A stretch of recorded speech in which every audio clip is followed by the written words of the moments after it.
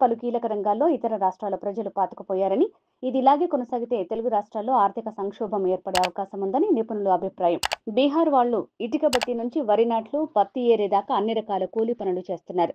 ఒరిస్సా వాళ్లు అన్ని రకాల కార్మికులుగా, వంటకాల తయారీదారులుగా చేస్తున్నారు. రాజస్థాన్ వాళ్లు టీ స్టాల్ మరియు హోటల్, శానిటరీ షాపుల నిర్వహణ చేస్తున్నారు. 2 తెలుగు రాష్ట్రాల్లో షాపులు వీళ్లవే. ఉత్తరప్రదేశ్ వాళ్లు టైల్స్ వేసే పని నుంచి పెయింటింగ్, అన్ని రకాల ఇంటి లోపలి అలంకరణలు చేస్తున్నారు. కేరళ వాళ్లు ఇంగ్లీష్ బోధించే టీచర్లుగా పనిచేస్తున్నారు. కర్ణాటక వాళ్లు భవన నిర్మాణ కూలీలుగా పనిచేస్తున్నారు.